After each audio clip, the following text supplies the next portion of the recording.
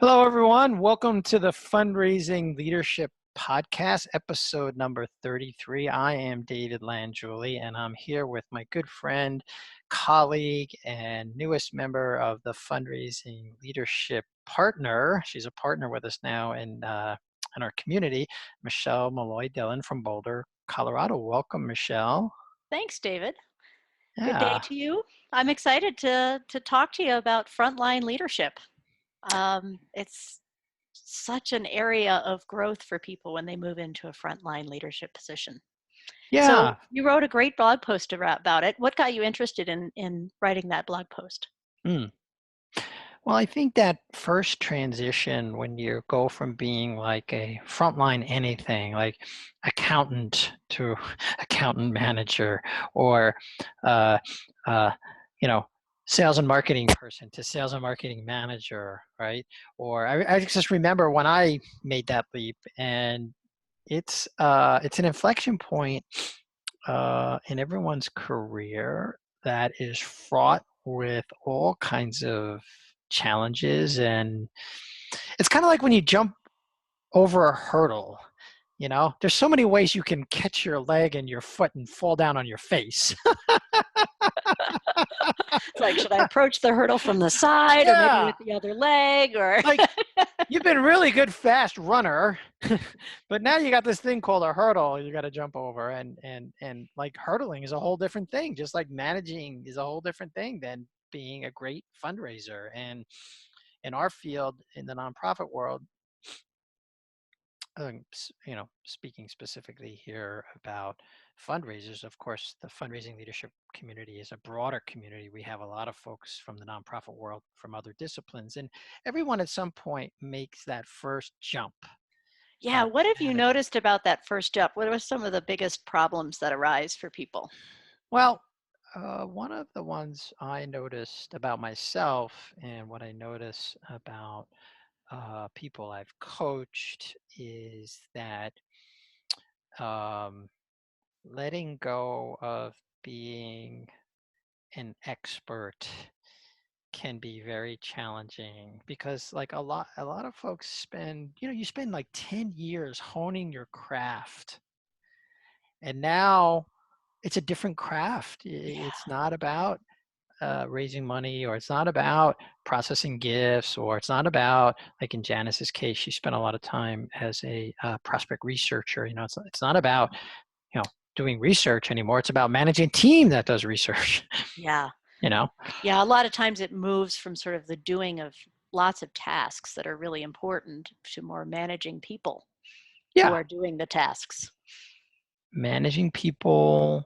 I mean, there's two elements to that, right? So there's the management dimension, which is um, doing the work right. But then there's a leadership component, which is what's the right work to be doing? Yeah.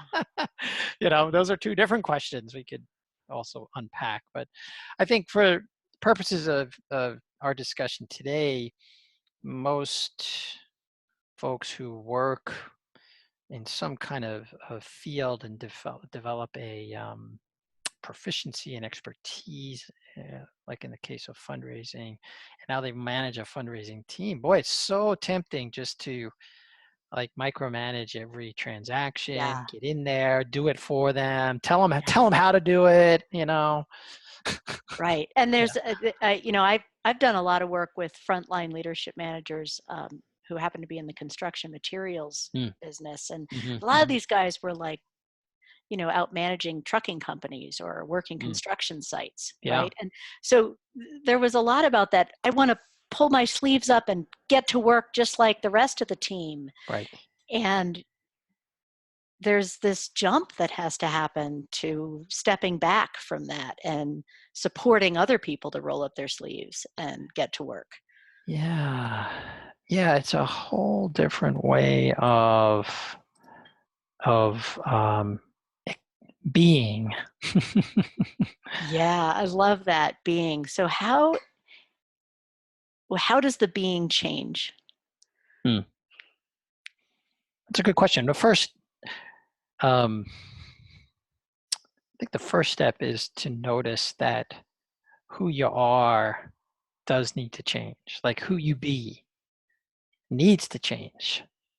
Like if you don't have the awareness of that, then I think that you're setting yourself up for a hard face plant coming over that hurdle. Yeah. Yeah.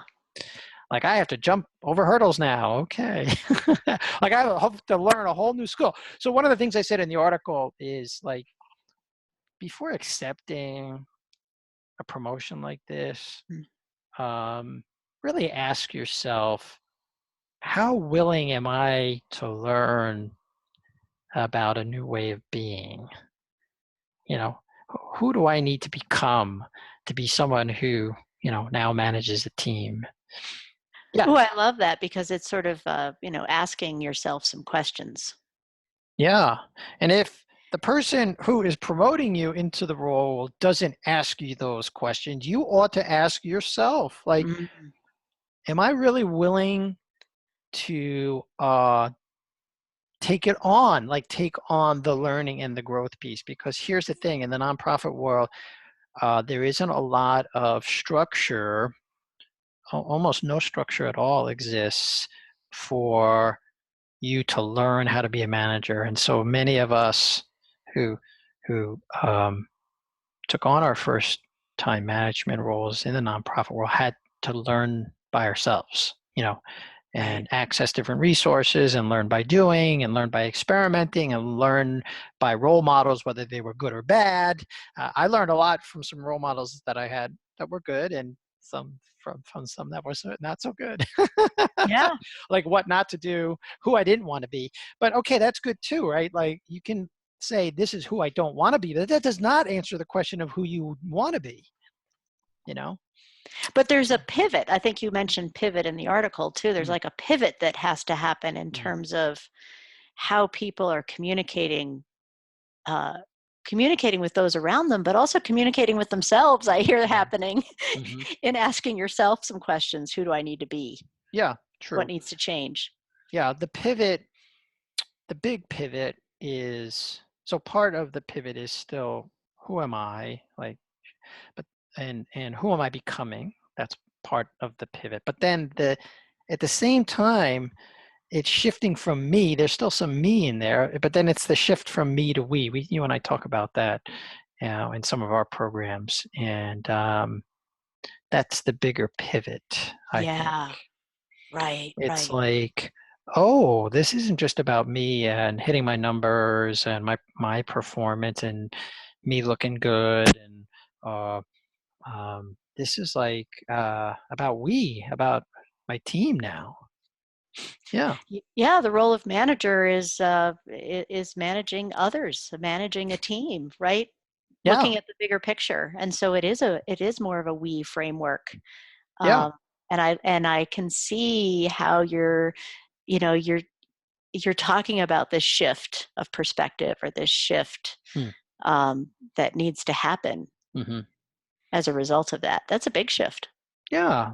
I mean, you spend 10 years honing your craft, like you're like an artist and you're really extraordinary at what you do because you focused on your craft. You focused on me. I focused on me and getting better. But now it's like, okay, wow, I have a whole bunch of other people to be concerned about. And what about them? What about the we? And of course, the manager is part of the we. Yeah. Well, and I love you bringing in craft. So as an artist myself, I love, Mm, paying attention to the craft. So it makes me curious about what's the craft that needs to be perfected around being a new leader. mm. Wow, there are several uh, opportunities to learn and grow. Um, and Janice and I, as you're aware, because you're reviewing a course, an online course, like a self-paced course that we've created. So Janice and I have given a lot of thought behind this, and I mentioned it in the blog post, so the audience can go take a look at some of those things. But the one big one, and it didn't occur to me until much later in in my management journey and my leadership journey was like the shift from telling to asking, Mm, right? yeah. Because a lot of times you are promoted because of your expertise in a particular domain area like fundraising or like finance. Uh, and you still are going to retain that expertise. But as a manager, it's less about what I've come to learn. What I did come to learn was that it was less about me saying like this is the way to do it as opposed to asking the questions like how do you think it should be done? Mm, yeah, and asking a question like that definitely empowers someone else to be able to sort of take on that role Yeah. or take it in the way that works for them and Yeah. allows you as a new manager to be stepping back and supporting them in whatever that way is. Yeah. And so as certified coaches, you and I both will know that that's more of a coach-like approach Yeah, right. to leading and managing. Asking powerful questions is actually one of Mhm. the uh, tools that coaches use to help, in our case, clients, but in the case of managing a team, your coachees. And by the way, it's to learn and find their own way of figuring stuff out. And by the way, that's different than athletic coaching. So, a lot of folks are familiar with athletic coaching. There's still a lot of telling, Yeah. especially with younger athletes. Like I coach kids in jiu-jitsu, right? There's not a lot of like, how do you think you should do this? It's like you tell them this is how you do this.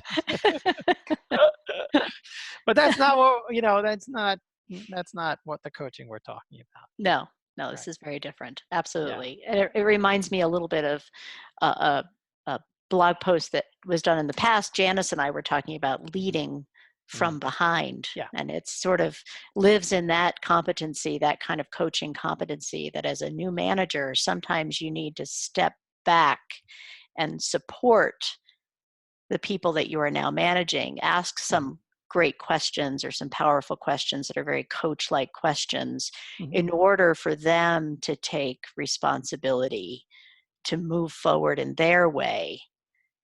And that's being a much more effective manager for that shift to happen. That's a big shift. So that's I think Yeah. one of the hardest things to for new managers to um, that's a hard shift for them to make Yeah. from telling because there is so much time and expertise that's been developed over the years of honing the craft and and and just not to always be saying, well, this is how to do it, right? And there are times where that is appropriate, especially with more junior staff Hmm. who are learning. You can take a mentoring role and not a problem. But let's give the audience something to try because that's what we do on our podcast. So the invitation here, if you're a new manager, or even if you're a manager who's been managing for a while and you're still telling people what to do, is Right. you Or a know, manager who never really got trained of how to be a manager because there's a lot well, of people out there who kind of never figured it out. They just sort well, of, yeah, yeah. of course, right? And one of the things about taking this coach-like approach and asking these open-ended, powerful questions is that it's so much more energetically easy for other people to come up with the solutions. you know, so you could start, and the powerful questions usually start with like what. Not like you don't want to be asking a lot of why questions. Why questions sometimes have judgment laced. Like, why did you do it that way? Well, that's not a Yeah. powerful question. Right. Yeah. More of the powerful question is, well, how do you think you should do it? Or what do you think? Hmm. So anyway, we have a whole course, Coaching Essentials course coming up in June. If you really want to incorporate that and several other coaching skills into your management style, we're going to be, Janice and I are going to be hosting that Coaching Essentials course. You can also register for that. But for now, if you're not ready for the course, here's what I'd like you to try. The request is that you start asking your people some questions and just see what they come up with. And you'll be surprised at what they'll come up with. Yeah, that people often come up with very brilliant ways to do things that you never would have thought of. So being very open-minded and asking those open-ended coach-like questions can really move things forward in a great way. Yeah. And I'll say this: if you are going to join us in the course, we're going to be sharing like a whole list of possible powerful questions that you can use. And if you're not going to join us for the course and you just want to get that list, email me. My contact's on the website, and I'll send you that handout, and you can start practicing. Well, that's it for now, Michelle. And we always like to say to the audience, go put this into practice. Thanks so much. Bye.